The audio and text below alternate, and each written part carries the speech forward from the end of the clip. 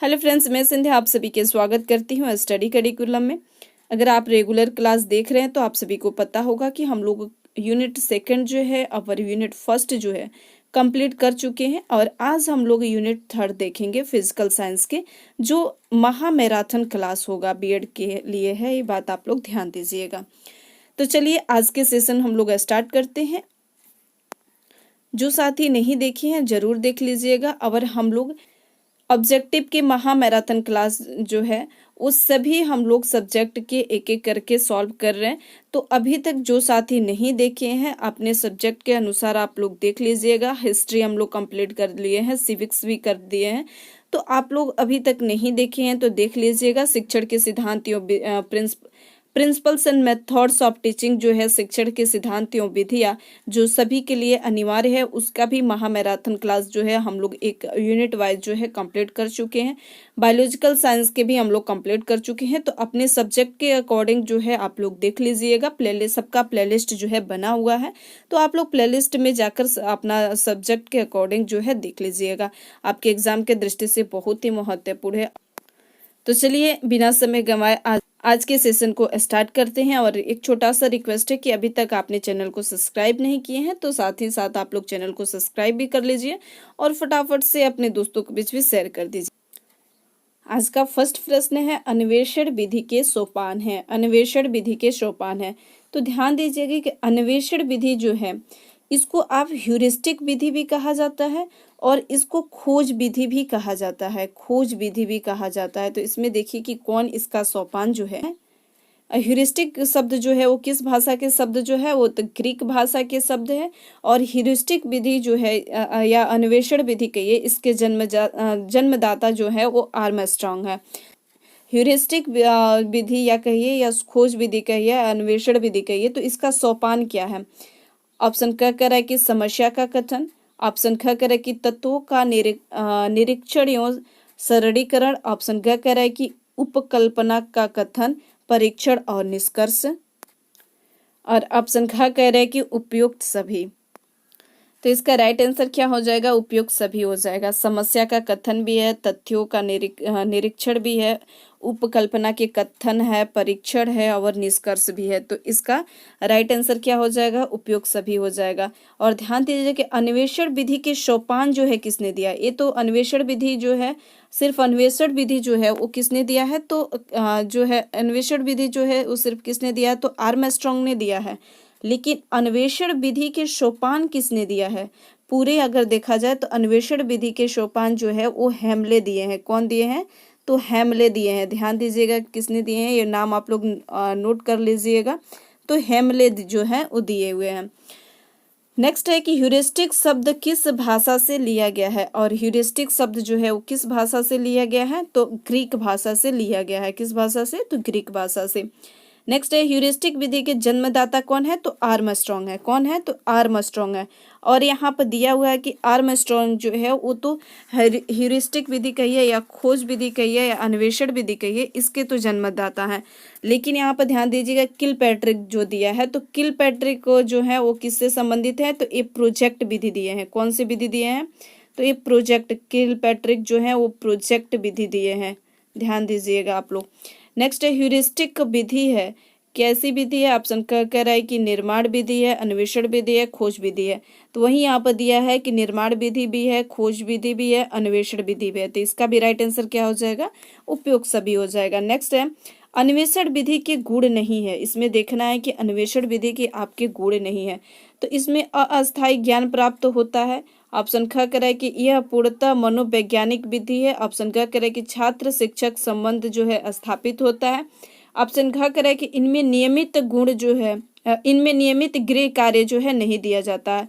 तो ये पॉइंट तो सही है कि इसमें नियमित गृह कार्य जो है नहीं दिया जाता है। इसका राइट आंसर हो जाएगा ऑप्शन क, अस्थायी ज्ञान। अन्वेषण विधि में अस्थायी ज्ञान जो है प्राप्त होता है, ये बात आप लोग ध्यान दीजिएगा। इसमें अस्थायी ज्ञान जो है नहीं प्राप्त होता है, इसमें अस्थायी ज्ञान प्राप्त होता है। अस्थायी ज्ञान प्राप्त होता है क्योंकि बालक जो होते हैं वे स्वयं अनुसंधान करके ज्ञान प्राप्त करते हैं, इसलिए उसे अस्थायी ज्ञान जो है कहा जाता है। ये बात आप लोग ध्यान दीजिएगा। और भी इसके गुण है, जैसे कि भावी जीवन के लिए अन्वेषण विधि जो है वो भावी जीवन के लिए उपयोगी होता है, छात्र अध्यापक के बीच संबंध स्थापित करने के लिए होता है, और छात्र जो होता है वो वैज्ञानिक दृष्टि का सृजन करता है। तो ये बात आप लोग ध्यान दीजिएगा कि अस्थायी ज्ञान नहीं, इसमें अस्थायी ज्ञान जो है प्राप्त होता है अन्वेषण विधि में। नेक्स्ट है, यह किसका कथन है कि अन्वेषण विधि जो है अनिवार्य रूप से कार्य विधि में प्रशिक्षण प्रदान करती है। इसमें ज्ञान को दूसरे स्थान पर रखा जाता है ऑप्शन क कह रहा है कि किलपैट्रिक, ऑप्शन ख कह रहा है कि आर्मस्ट्रॉन्ग, ऑप्शन ग कह रहा है कि वेस्टवे, ऑप्शन घ कह रहा है कि उपरोक्त सभी। तो इसका राइट आंसर क्या हो जाएगा? तो वेस्टवे होगा। क्या होगा? वेस्टवे होगा। आर्मस्ट्रॉन्ग जो है वो किसके जन्मदाता है? तो अन्वेषण विधि कहिए या खोज विधि कहिए या ह्यूरिस्टिक विधि कहिए, तो इसके जन्मदाता कौन है? तो आर्मस्ट्रॉन्ग है। और किलपैट्रिक किसके जन्मदाता है? तो प्रोजेक्ट विधि के जन्मदाता कौन है? तो किलपैट्रिक है।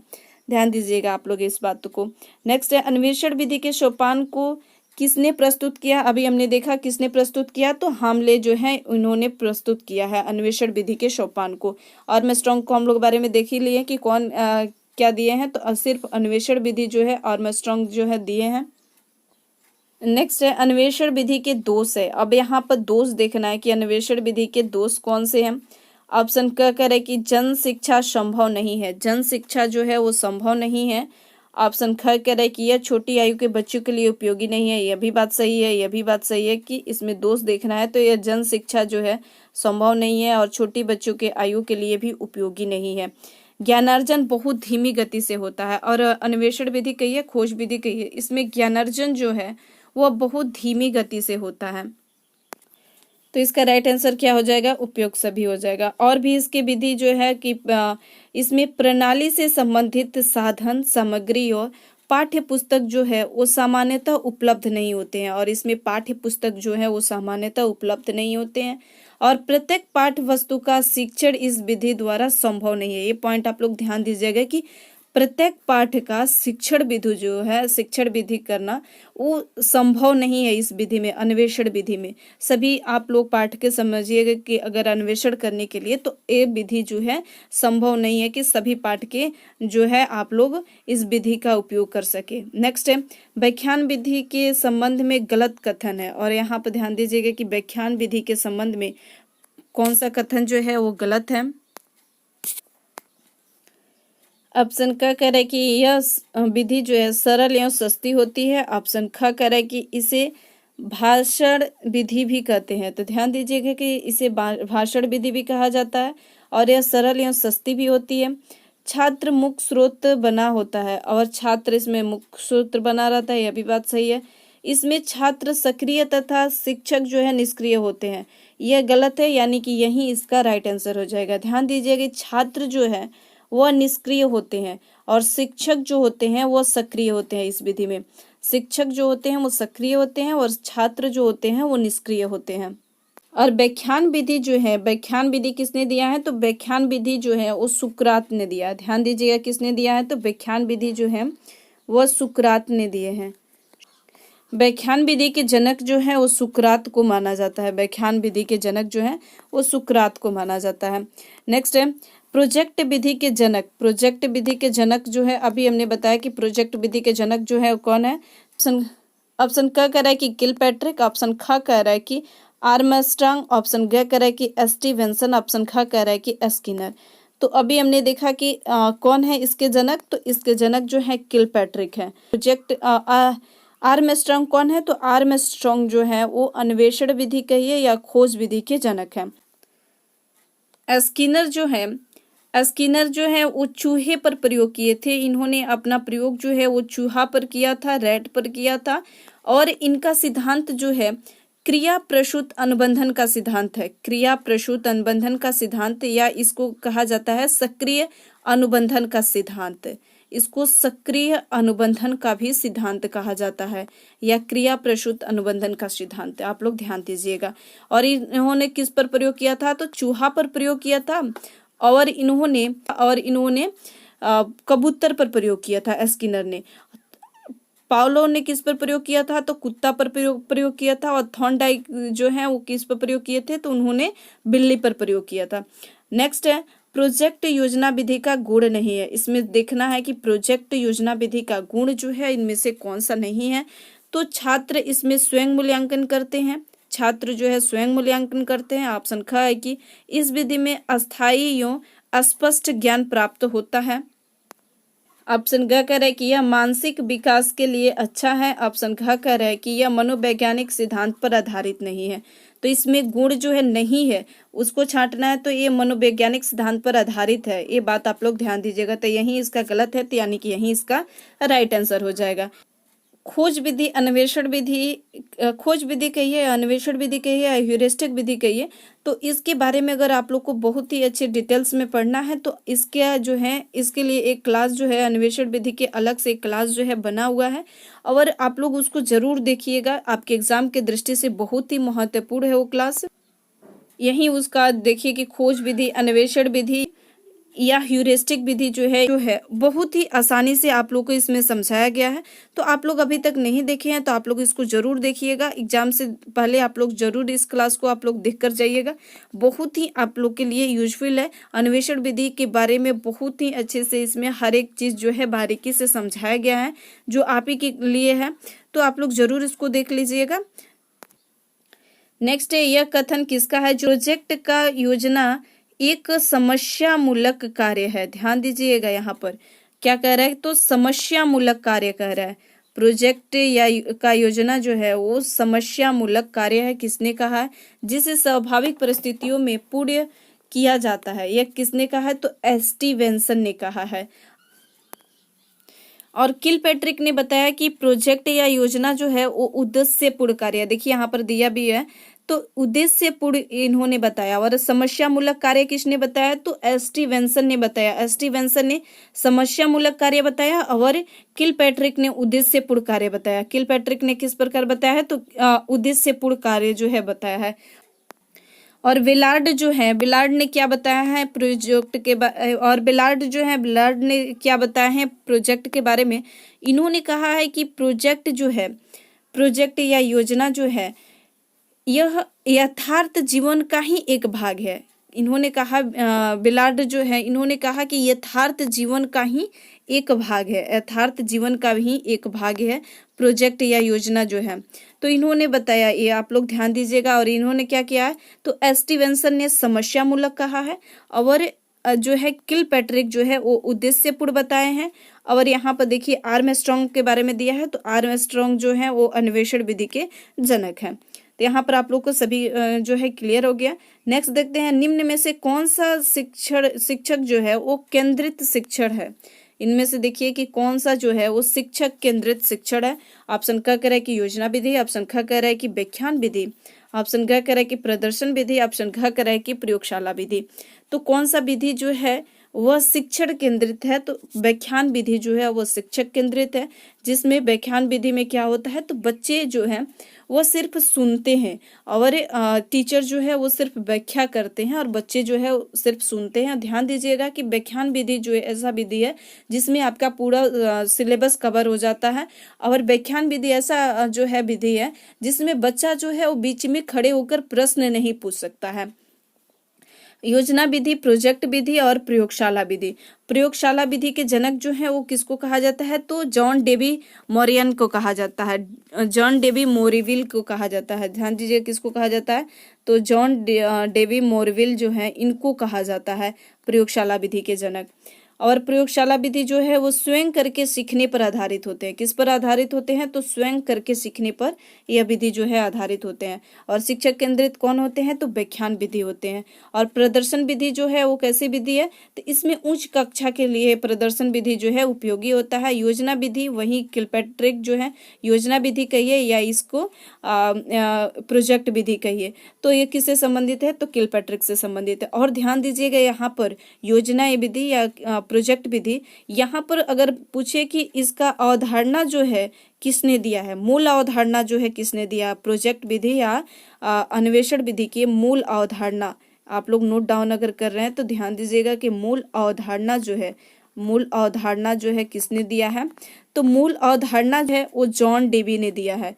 किसने दिया है? तो मूल अवधारणा जो है वो किसने दिया है? तो जॉन डेवी ने दिया है। और इसका पूछे कि प्रोजेक्ट विधि या अन्वेषण विधि जो है, जनक जो है वो कौन है? तो जनक जो है वो किलपैट्रिक है। प्रोजेक्ट विधि या योजना विधि के जनक कौन है? तो जनक जो है वो किलपैट्रिक है। ये बात आप लोग ध्यान दीजिएगा। और मूल अवधारणा किसने दिया है? तो मूल अवधारणा जो है वो जॉन डेवी दिए हैं। किसके? तो योजना विधि कहिए या उसको प्रोजेक्ट विधि कहिए। तो इसका मूल अवधारणा जो है किसने दिया है? तो ध्यान दीजिएगा कि जॉन डेवी ने दिया है। नेक्स्ट है व्याख्यान विधि का गुण नहीं है। इसमें देखना है कि व्याख्यान विधि का गुण जो है नहीं है।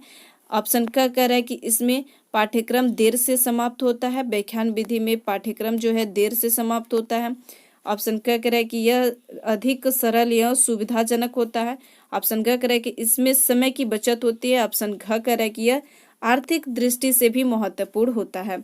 तो ध्यान दीजिएगा कि व्याख्यान विधि जो है यह पाठ जो है देरी से समाप्त नहीं, बल्कि यह पाठ जो है वो बहुत ही जल्दी इसमें समाप्त होता है। अभी हमने बताया कि पाठ इसमें बहुत ही जल्दी कवर हो जाता है और यह बहुत ही अच्छा विधि है, अधिक सरल एवं सुविधाजनक है। इसमें समय की भी बचत होती है और आर्थिक दृष्टि से भी महत्वपूर्ण ये विधि है।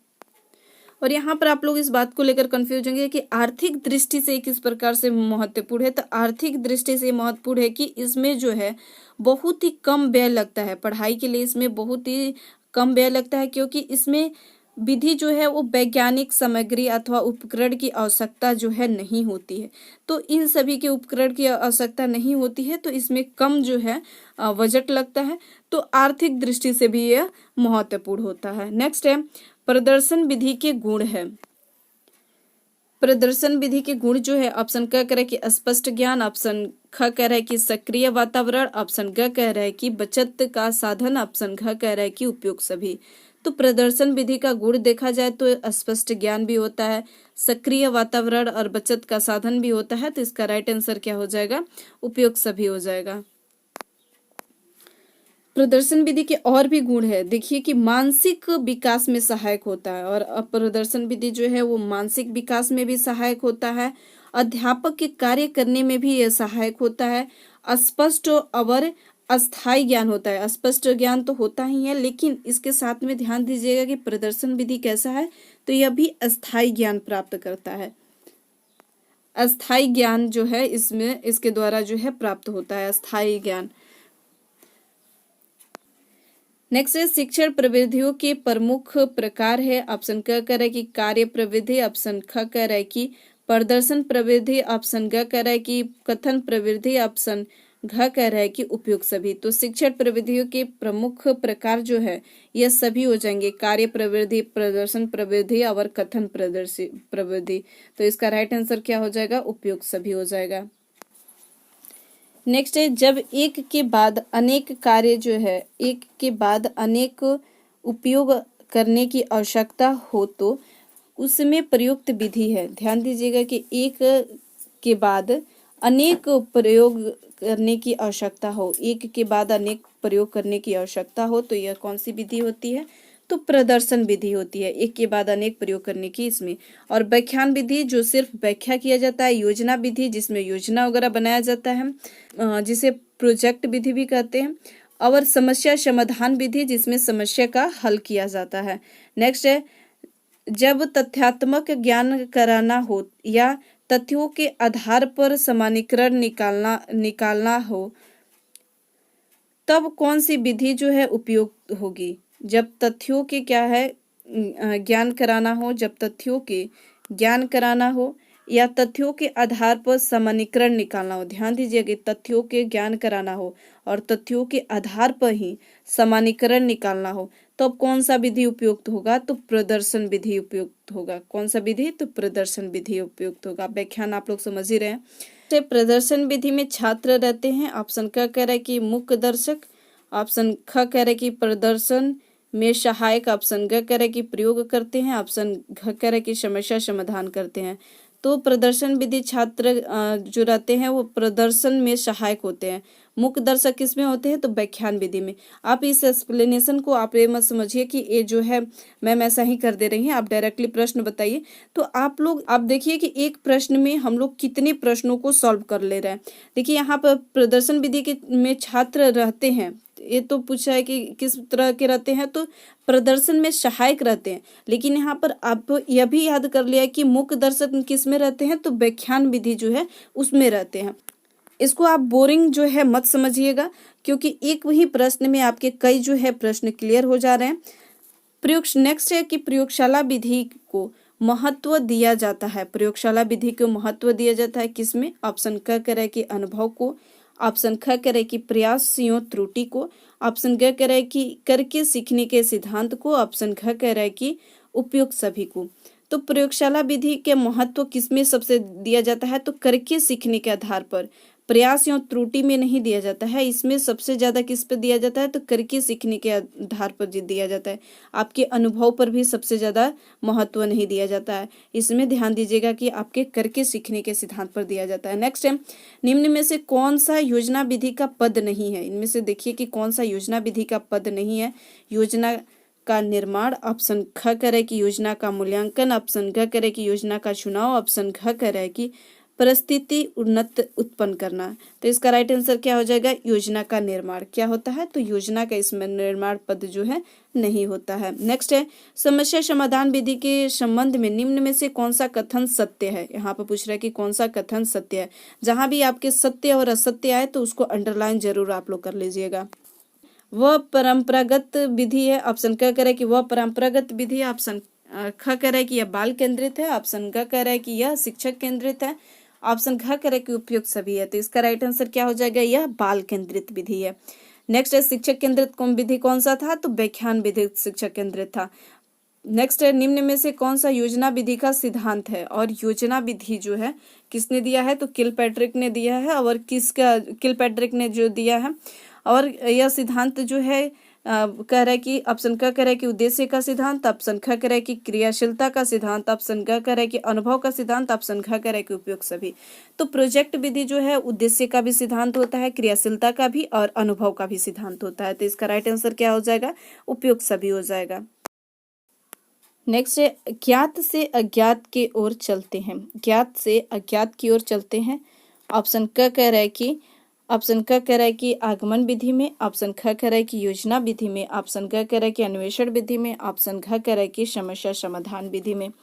तो ज्ञात से अज्ञात की ओर चलते हैं वो कौन सी विधि में है, तो आगमन विधि में। और ध्यान दीजिएगा आगमन विधि के बारे में, विशिष्ट से सामान्य की ओर जाते हैं। कैसे, तो विशिष्ट से, इसमें विशिष्ट से सामान्य की ओर आप लोग जाएंगे। और इसमें मूर्त से अमूर्त की ओर जाते हैं। ध्यान दीजिएगा कि विशिष्ट से सामान्य एक होता है, विशिष्ट से सामान्य की ओर जाते हैं। और इसमें जो है मूर्त से अमूर्त की ओर, मूर्त से अमूर्त की ओर बच्चा जो है मूर्त पहले सोचेगा, उसके बाद से अमूर्त की ओर जाएगा। और इसमें ध्यान दीजिए कि पहले उदाहरण बताया जाता है। हम आगमन विधि के बारे में आप जान रहे हैं, ये बात आप लोग ध्यान दीजिए। पहले इसमें क्या होता है, तो पहले इसमें उदाहरण बताया जाता है, उसके बाद से व्याख्यान नियम की ओर जाए।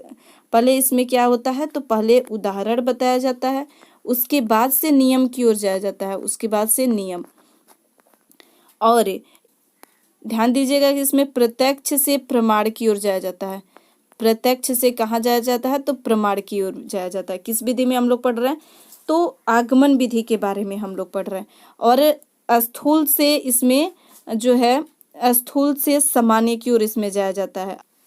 वही निगमन विधि के, इसके निगमन विधि के बारे में देखा जाए, वहीं यहाँ पर निगमन विधि के बारे में देखा जाए तो निगमन विधि में इसके उल्टा आप लोग समझिएगा। सामान्य से आप विशिष्ट की ओर जाएंगे, फिर अमूर्त से आप लोग मूर्त की ओर जाएंगे, नियम से फिर उदाहरण की ओर आएंगे, और प्रमाण से प्रत्यक्ष की ओर आएंगे। आप लोग प्रमाण से प्रत्यक्ष की ओर, और सामान्य से स्थूल की ओर आएंगे। ध्यान दीजिएगा, सामान्य से स्थूल की ओर आएंगे। तो ये किस विधि में, तो निगमन विधि में। आगमन और निगमन विधि के बारे में आप लोग समझ लिए। और भी इसके बहुत ही अच्छे से डिटेल्स में हम लोग क्लास में पढ़े हुए हैं। अगर आप लोग नहीं देखे हैं क्लास, तो इसका क्लास आप लोग जरूर देख लीजिएगा। बहुत ही अच्छे से हम लोग फिजिकल साइंस जो है क्लास जब चल रही थी, तो वहाँ पर हम लोग बहुत ही अच्छे से इसको पढ़े भी हुए हैं। तो जो साथी जो है शुरू से क्लास देख रहे हैं उन सभी को पता भी होगा। नेक्स्ट है प्रयोगशाला विधि के का सिद्धांत है। नेक्स्ट कह रहा है कि यहाँ पर हम लोग देख लिए कि ज्ञात से अज्ञात की ओर कौन सा विधि है, तो आगमन विधि है। अब कह रहा है कि प्रयोगशाला विधि का सिद्धांत जो है कौन सा है, ऑप्शन कह रहा है कि करके सीखना, ऑप्शन ख करके स्थूल से सामान्य की ओर, तो हमने देखा कौन सा विधि जो है आगमन विधि है, और ज्ञात से अज्ञात की भी है, भी कौन सा विधि है, तो ये आगमन विधि है। नेक्स्ट है तो इसका तो राइट आंसर क्या हो जाएगा, करके सीखने के पर, करके सीखना, इस पर ध्यान दीजिएगा। प्रयोगशाला विधि जो है करके सीखने पर आधारित होता है। नेक्स्ट है शिक्षण की वह विधि जो वास्तविक तर्क शक्ति प्रयोग एवं निरीक्षण पर आधारित है।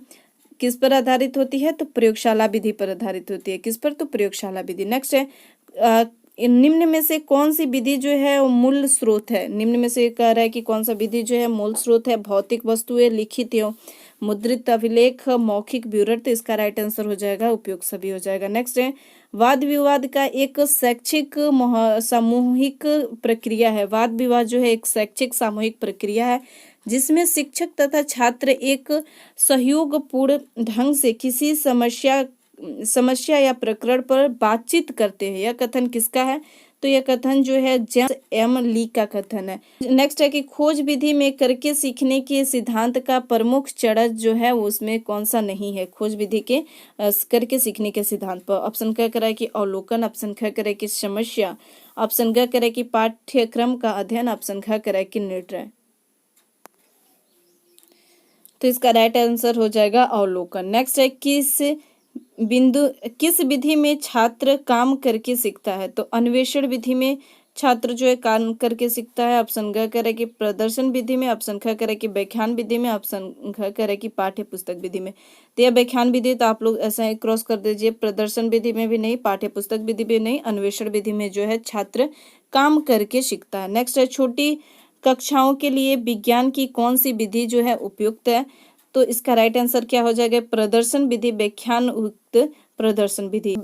प्रदर्शन विधि या व्याख्यान युक्त प्रविधि जो है विज्ञान की कक्षा के लिए उपयोगी होगा। नेक्स्ट है किस शिक्षण विधि में छात्र सक्रिय रूप से भाग लेते हैं, तो किस विधि में, तो प्रश्नोत्तरी विधि में जो है छात्र सक्रिय रूप से भाग लेते हैं। अन्वेषण विधि में भी भाग लेते हैं, निष्क्रिय में भी लेते हैं, प्रयोग विधि में भी लेते हैं, लेकिन सक्रिय रूप से पूछा है किस विधि में लेते हैं, तो प्रश्नोत्तरी विधि में जो है छात्र जो है भाग लेते हैं। नेक्स्ट है व्याख्यान विधि के दोष है। अब ध्यान दीजिएगा कि यहाँ पर व्याख्यान विधि के दोष पूछ रहा है। ऑप्शन क्या करे कि तर्क, स्मरण या चिंतन शक्ति का अवसर बच्चों को नहीं मिलता। हाँ, ये बात सही है कि इसमें नहीं मिलता। करो और सीखो सिद्धांत के अवहेलना होता है, ये बात भी सही है कि इसमें अवहेलना आता है। अमनोवैज्ञानिक होता है, ऑप्शन घ करे कि उपयोग सभी, तो इसका राइट आंसर जो हो जाएगा उपयोग सभी हो जाएगा। नेक्स्ट है व्याख्यान विधि को अपनाया जाता है, व्याख्यान विधि को अपनाया जाता है।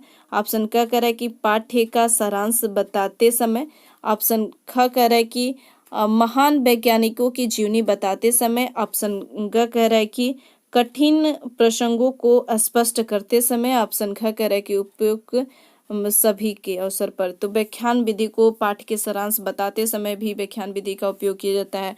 किसी महावैज्ञानिकों के जीवनी के बारे में बताने के लिए भी उसका उपयोग किया जाता है, और कठिन प्रसंगों को स्पष्ट करते समय भी व्याख्यान विधि का उपयोग जो है किया जाता है। नेक्स्ट है कि वह अन्वेषण विधि जिसमें छात्र पढ़े हुए सिद्धांत की जांच स्वयं कर सकता है। छात्र जो है पढ़े हुए सिद्धांत की स्वयं जांच करता है, तो व्याख्यान विधि में तो नहीं कर सकता है, शिक्षक केंद्रित है, योजना विधि में भी नहीं करता है, प्रदर्शन विधि में नहीं करता है, प्रयोगशाला विधि इसका राइट आंसर हो जाएगा। नेक्स्ट है इकाई योजना का सर्वप्रथम विकास जो है किसने किया, तो मॉरिसन ने किया। ध्यान दीजिएगा कि इकाई योजना के बारे में यहाँ पर पूछ रहा है, इकाई योजना के सर्वप्रथम जो है विकास किसने किया है, तो मॉरिसन ने किया है, विकसित किया। स्किनर के बारे में अभी हमने देखा ही है, इन्होंने किस पर प्रयोग किया था, तो चूहे पर प्रयोग किया था। सक्रिय अनुबंधन जो है इनके सक्रिय अनुबंधन का सिद्धांत जो है सक्रिय अनुबंधन का सिद्धांत इन्होंने दिया। नेक्स्ट है इकाई योजना प्रवृत्ति किस सिद्धांत पर आधारित है, तो एक गेस्टाल्टवादी सिद्धांत पर आधारित है, मनोवैज्ञानिक सिद्धांत पर नहीं, किशोरावस्था में मनोविज्ञान पर भी नहीं, एक गेस्टाल्टवादी सिद्धांत पर आधारित है। नेक्स्ट है इकाई योजना का विकास जो है वो HC जो है मॉरिसन ने किया। ध्यान दीजिएगा यहाँ पर इकाई योजना के बारे में तो यहाँ पर प्रश्न में ही दे दिया है कि इसका विकास तो मॉरिसन ने किया, लेकिन पूछ रहा है कि परंतु इकाई शब्द को लाने का श्रेय किसको जाता है, और इकाई शब्द को लाने का श्रेय जो है वह किसको जाता है, तो हॉर्बर्ट को जाता है। पावलो के कुत्ता आप लोग को पता ही है। नेक्स्ट है हॉर्बर्ट ने यहाँ पर कह रहा है कि हॉर्बर्ट ने पाठ्य योजना का निर्माण कितने चरणों में किया, और इकाई योजना के शब्द का यहाँ पर ध्यान दीजिएगा हॉर्बर्ट ने क्या किया है, तो यहाँ पर इकाई शब्द को लाने का श्रेय भी किसको जाता है, तो हॉर्बर्ट को ही जाता है। और हॉर्बर्ट जो है पाठ्य योजना के निर्माण भी इन्होंने किया था, कितने चरणों में, तो 5 चरणों में इन्होंने किया था। कौन कौन सा तो चरण है, तो इसका पहला चरण है तैयारी, उसके बाद से होता है, देखिए यहाँ पर पूछा भी हुआ है कि हॉर्बर्ट पाठ्य योजना का चरण इनमें से कौन सा नहीं है, तो विश्लेषण नहीं है। सबसे फर्स्ट में क्या आता है, तो तैयारी। तैयारी में ही आ जाता है प्रस्तावना। तैयारी में क्या आता है, तो प्रस्तावना होता है, और इसी में ही आ जाता है उद्देश्य कथन। प्रस्तावना और उद्देश्य कथन। दूसरा जो होता है वह होता है प्रस्तुतिकरण। प्रस्तुतिकरण। और तीसरा जो होता है तुलनात्मक। तीसरा जो होता है वो कौन सा होता है, तो तुलना। तीसरा जो होता है वो तुलना होता है। और चौथा जो होता है वो कौन सा हो जाता है, तो चौथा जो होता है वह होता है समानीकरण। तुलना के बाद से समानीकरण इनका सिद्धांत है किसका, तो हार्वर्ड का जो है, इन्होंने चरण बताए थे, तो समानीकरण। और फिर उसके बाद से चौथा जो होता है समानीकरण, और पांचवा जो होता है अनुप्रयोग। पांचवा कौन सा होता है, इन्होंने 5 दिए थे, 5 चरण, तो अनुप्रयोग या कहिए प्रयोग। तो इसमें जो विश्लेषण जो है यह नहीं होता है। तो यहाँ पर ध्यान दीजिएगा क्या पूछ रहा है, कितने चरण होते हैं, तो 5 चरण जो होते हैं किसने दिया है, तो हॉर्बर्ट जो है इन्होंने पाठ्य योजना के, ध्यान दीजिएगा इकाई योजना के निर्माण में नहीं, पाठ्य योजना के निर्माण में इन्होंने 5 चरण जो है दिया है। और इकाई शब्द जो है इन्हीं को श्रेय जाता है, इकाई शब्द देने का श्रेय जो है।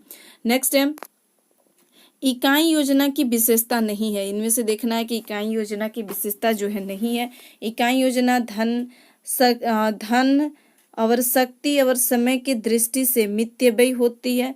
ऑप्शन ख कह रहा है कि इकाई योजना का स्वरूप जो है बोधगम्य और व्यापक होता है। ऑप्शन ग कह रहा है कि इकाई योजना में छात्र शिक्षक में सहयोग का अवसर प्रदान नहीं किया जाता। ये बात गलत है, इसमें सहयोग का अवसर जो है प्रदान किया जाता है, यानी कि यही राइट आंसर हो जाएगा। नेक्स्ट है इकाई योजना मूल्यांकन के लिए आधार प्रस्तुत करती है। यह भी बात सही है कि इकाई योजना जो है आधार प्रस्तुत करती है। नेक्स्ट है हार्वर्ड की पाठ्य योजना का चरण जो है नहीं, अभी हमने देखा, तो कौन सा नहीं है, तो विश्लेषण नहीं है। नेक्स्ट है RCES जो है उपागम किसके द्वारा विकसित किया गया। RCEM जो है उपागम किसके द्वारा विकसित किया गया है, तो दुबे के द्वारा जो है विकसित किया गया है। और हार्वर्ड जो है इन्होंने 5 चरण दिए हैं पाठ्य योजना के, ध्यान दीजिएगा। नेक्स्ट है निम्न में से कौन जो है पाठ्य योजना की विशेषता नहीं है। यहाँ पर पाठ्य योजना की विशेषता बताना है, कौन सा नहीं है। नेक्स्ट कह रहा है कि ऑप्शन क कह रहा है कि पाठ्य योजना उद्देश्यों पर आधारित नहीं होनी चाहिए। ऑप्शन क कह रहा है कि पाठ्य योजना उद्देश्यों पर आधारित होनी चाहिए। ऑप्शन ग कह रहा है कि पाठ्य योजना भाषा जो है सरल होनी चाहिए। ऑप्शन घ कह रहा है कि पाठ्य योजना छात्रों के पूर्व ज्ञान का पर आधारित होना चाहिए। तो यह भी सही है कि पूर्व ज्ञान पर भी आधारित होना चाहिए, भाषा सरल होनी चाहिए, उद्देश्य पर आधारित होनी चाहिए, लेकिन नहीं पूछ दिया है, यही इसका गलत होगा, यानी कि यही इसका राइट आंसर हो जाएगा। नेक्स्ट है RCEM जो है उपागम में ब्लूम के टैक्सोनॉमी के संज्ञानात्मक क्षेत्र के कितने वर्गों से इसका विकसित किया गया है। ऑप्शन क कह रहा है कि 6 में, ऑप्शन ख कह रहा है कि 2 या 4 या 5 में। तो कितने वर्गों में इसको विभाजित किया गया है, तो 6 वर्गों। पिछले ही कक्षा में ब्लूम के बारे में हम लोग बहुत ही अच्छे से पढ़े हैं, ब्लूम के सभी जो टैक्सोनॉमी है। ब्लूम को टैक्सोनॉमी के जन्मदाता भी कहा जाता है। और ध्यान दीजिएगा इसको जन्मदाता जो है टैक्सोनॉमी के जन्मदाता किसको कहा जाता है, तो ब्लूम को कहा जाता है। और ब्लूम के बारे में हम लोग पिछले ही यूनिट में जो सेकंड यूनिट इसका कंप्लीट किए उसमें बहुत ही अच्छे से हम लोग पढ़े हैं ब्लूम के बारे में। अगर आप लोग नहीं देखे हैं तो जरूर देख लीजिएगा। नेक्स्ट है इकाई योजना का स्वरूप होता है। इकाई योजना का स्वरूप होता है तो कैसा होता है, तो व्यापक होता है। नेक्स्ट है इकाई योजना अधिगम के लिए सिद्धांत पर आधारित होनी चाहिए, प्रभाव के नियम पर, उद्दीपन अनुक्रिया के नियम पर, तत्परता के नियम पर। तो इसका राइट आंसर क्या हो जाएगा? उपयुक्त सभी पर। और ध्यान दीजिएगा कि प्रभाव का नियम, उद्दीपन अनुक्रिया के नियम और तत्परता के नियम जो है ये तीनों किसने दिया है? तो थॉर्नडाइक ने दिया है। प्रभाव के नियम, उद्दीपन अनुक्रिया के नियम और तत्परता के नियम जो है वह थॉर्नडाइक ने, जिन्होंने बिल्ली पर प्रयोग किया था, तो थॉर्नडाइक जो है इन्होंने दिया है उद्दीपन अनुक्रिया के और प्रभाव तत्परता के नियम। ध्यान दीजिएगा। नेक्स्ट है, निम्न में पाठ योजना की विशेषता है। ऑप्शन क्या करें कि पाठ्य योजना में बोध प्रश्नों का प्रयोग किया जाता है, ये बात सही है। पाठ्य योजना में शिक्षक छात्र दोनों की क्रियाएं जो है पहले से निर्धारित होनी चाहिए, अभी सही है। पाठ्य योजना के उदाहरण का संबंध दैनिक जीवन से हो, यह भी सही है। तो इसका राइट आंसर हो जाएगा उपयुक्त सभी। RCEM जो है इसका उपागम कब विकसित किया गया है? तो 1961 में इसको विकसित किया गया। नेक्स्ट है, किसका कथन है कि शिक्षण व्यवस्था के सभी पक्षों का व्यवहारिक रूप में उल्लेख ही पाठ्य योजना है। यह किसने कहा है? तो जॉन डीवी ने कहा है। नेक्स्ट है, किसने पाठ्य योजना के विद्यालय विषयों के शैक्षिक उद्देश्यों को अपनाया है? तो किसने अपनाया है? तो दोनों ने, ए और बी दोनों ने, JP सूरी ने भी और श्रीवास्तव ने, ये दोनों ने ही अपनाए हैं। नेक्स्ट है, वार्षिक योजना का निर्माण करते समय किन कारकों का ध्यान जो है रखा जाता है?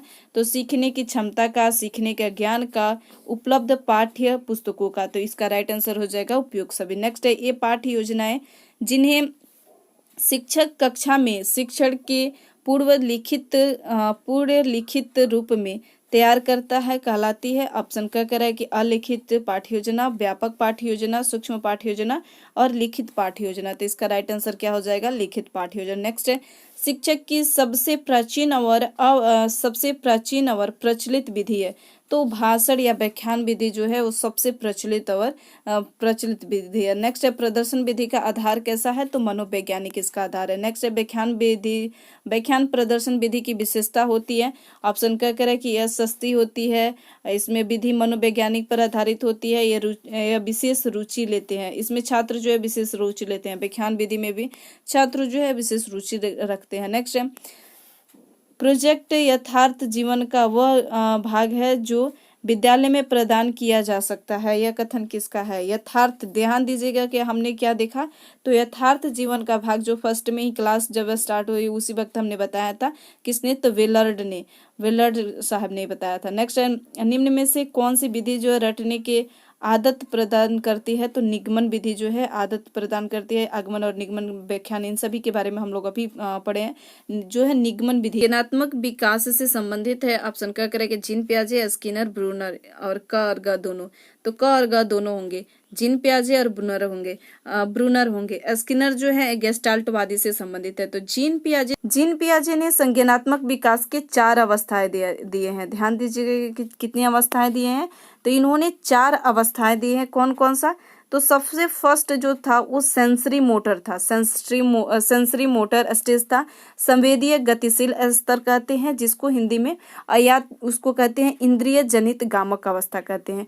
और दूसरा इन्होंने दिया था वो था कि प्री ऑपरेशनल स्टेज। दूसरा जो इनका स्टेज था प्री ऑपरेशनल स्टेज, जिसको हिंदी में पूर्व संप्रेत्यात्मक स्तर कहते हैं। और तीसरा इनका जो था वो कंक्रीट ऑपरेशनल स्टेज था। कौन सा स्टेज? तो कंक्रीट ऑपरेशनल स्टेज था, जिसको मूर्त संक्रिया स्तर कहते हैं, मूर्त संक्रिया स्तर कहते हैं। ध्यान दीजिएगा। और चौथा इनका जो स्टेज था वो था फॉर्मल स्टेज। कौन सा था? तो फॉर्मल स्टेज, जिसको हिंदी में क्या कहते हैं? तो औपचारिक संक्रिया स्तर कहते हैं। क्या कहते हैं? औपचारिक संक्रिया स्तर कहते हैं, या इसको अमूर्त संक्रिया स्तर कहते हैं। तो ध्यान दीजिएगा आप लोग इसको शॉर्ट में SPCF, sensory motor, pre operational और कंक्रीट और फॉर्मल, 4 इन्होंने अवस्थाएं दिए थे। किसने? तो जीन पियाजे ने। नेक्स्ट देखते हैं जीन पियाजे के अनुसार। नेक्स्ट है, जीन पियाजे के अनुसार संख्या जो है बच्चों द्वारा वस्तुओं के बीच बनाए गए 2 प्रकार के संबोधों का संश्लेषण है। वे है पंक्तिबद्ध और संरक्षण। ऑप्शन क कह रहा है कि क्रम और प्रतिवर्ती। ऑप्शन ख कह रहा है कि क्रम और पदानुक्रम समावेशन। ऑप्शन ग कह रहा है कि पंक्तिबद्ध और संरक्षण। ऑप्शन घ कह रहा है कि पंक्तिबद्ध और पदानुक्रम समावेशन। तो इसका राइट आंसर हो जाएगा पंक्तिबद्धता अवर संरक्षण, क्या होता है पंक्तिबद्धता अवर संरक्षण, इसका राइट आंसर हो जाएगा। नेक्स्ट है गेने ने सीखने के पदानुक्रम के क्रम में किस प्रकार का जो है सीखना तुरंत सीखने के नियम से पहले होता है, तुरंत सीखने के नियम से जो है वो पहले होता है।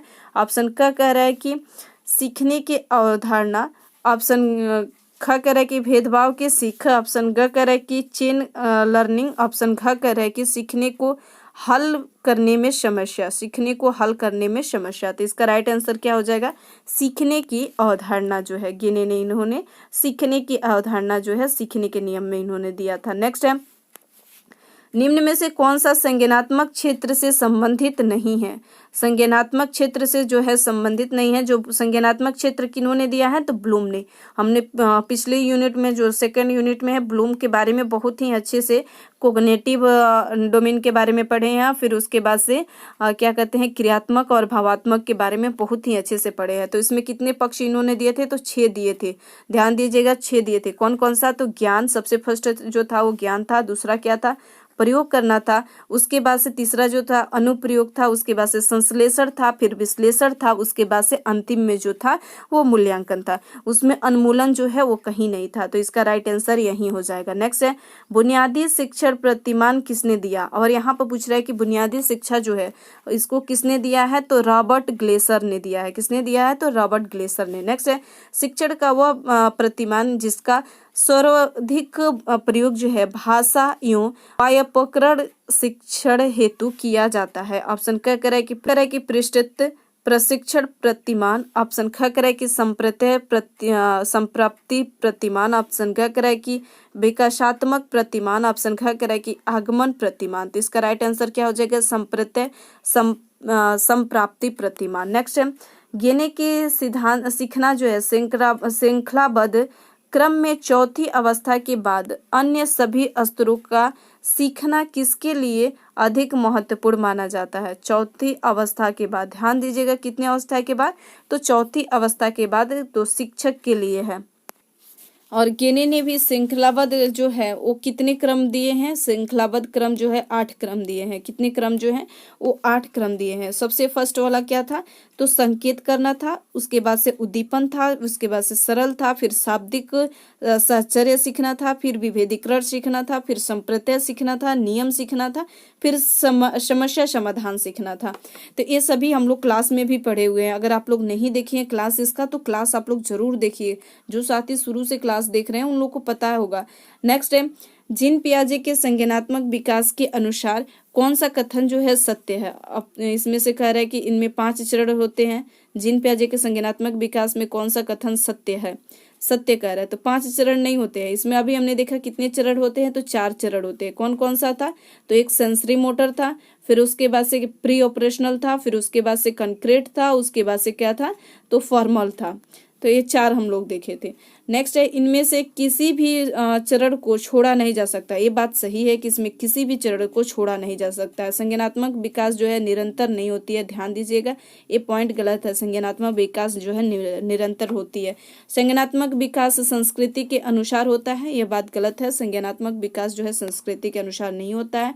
नेक्स्ट है निम्न में से कौन सा संज्ञानात्मक विकास जो है स्कीमा का उदाहरण है, स्कीमा का उदाहरण है। ऑप्शन क कह रहा है कि खड़खड़ाहट करना, ऑप्शन ख कह रहा है कि किसी वस्तु को देखना, ऑप्शन ग कह रहा है कि रंग से छांटना, ऑप्शन घ कह रहा है कि शामक को चूसना। तो इसका राइट आंसर क्या हो जाए किसी वस्तु को देखना। नेक्स्ट है निम्न में से कौन सा नियतार्थ पियाजे के संज्ञानात्मक विकास से नहीं निकाला जा सकता है।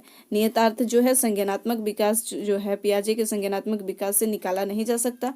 ऑप्शन क कह रहा है कि शाब्दिक शिक्षण की आवश्यकता, ऑप्शन ख कह रहा है कि खोजपूर्ण अधिगम, ऑप्शन ग कह रहा है कि व्यक्तिक भेदी की स्वीकृति, ऑप्शन घ कह रहा है कि बच्चों के अधिगम तत्परता के प्रति संवेदनशीलता। तो इसका राइट आंसर क्या हो जाएगा शाब्दिक शिक्षण की आवश्यकता। ये था आज के महत्वपूर्ण क्वेश्चन जो आपके यूनिट 3 है उसको हम लोग कंप्लीट कर चुके हैं। अब बच्चा आप लोग का यूनिट 4 जो है इसको हम लोग इसके बाद से कंप्लीट करेंगे, जो बहुत ही आपके एग्जाम के दृष्टि से महत्वपूर्ण रहेगा। तो आप लोग को सेशन कैसा लगा, मेरे द्वारा किया गया एक छोटी सी प्रयास आपको कैसा लगा नीचे कमेंट बॉक्स में जरूर बताएं। मिलते हैं अब हम लोग नेक्स्ट सेशन में। अभी तक आपने चैनल को सब्सक्राइब नहीं की हैं तो सब्सक्राइब जरूर कर लीजिए और दोस्तों के बीच भी शेयर कर दीजिए। Thank you.